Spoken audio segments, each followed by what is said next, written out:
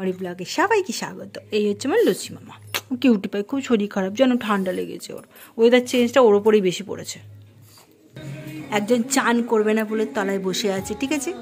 আর একটা কথা, তো চিকু, এই যে চিকু চান টান হয়ে গেছে, এই যে রোদে গেছিল চিপাটি করতে।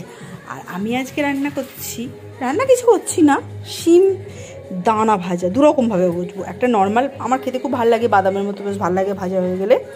তো একটা শুধু নুন হলুদ লঙ্কা দিয়ে করব, আর একটা করব এই যে রসুন পেঁয়াজ, এই যে রসুন পেঁয়াজ লঙ্কা আদা ধনে জিরে কর্নফ্লাওয়ার সব দিয়ে একটা সুন্দর করে এর সাথে মাখিয়ে ভাজবো, দেখি কেমন লাগে, কোনোদিন খাইনি।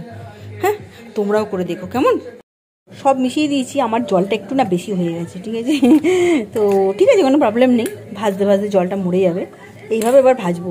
আর এই যে আরেকটা রেখে দিয়েছি, এটা করে একটু নুন হলুদ মাখিয়ে ভালো করে মাখিয়ে নিই, কারণ এটাকে প্রথমে ভাজতে হবে, সেকেন্ডবারে এটাকে ভাজতে হবে। ঠিক, তিন চান টান করে মাথা খারাপ হয়ে গেছে, তিনে তাই তো তিন ও। আর কে কে খেতে ভাজো সিম ভাজা, দেখো এটা শুধু নুন হলুদ, এই দেখেছো, মানে কিছু রান্না করতে পারবে না। ফাটাফুটি হয়, এই জন্য খুব ভয় লাগে, জানো তো।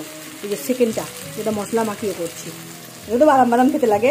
আর এই যে এটা আমার তিনের খাওয়া হয়ে গেছে, টেস্ট হয়ে গেছে। এবার এটা দেখো, এটা ফাটে না অতটা, বাট এটা খুব ফাটে। সিম ভাজা হয়ে গেছে, সিমের দানা ভাজা হয়ে গেছে। তোমরাও বানিয়ে খেও, ভালো লাগে। লাইক কমেন্ট শেয়ার করো প্লিজ। এই আমার তিন লাগে, আই লাভ।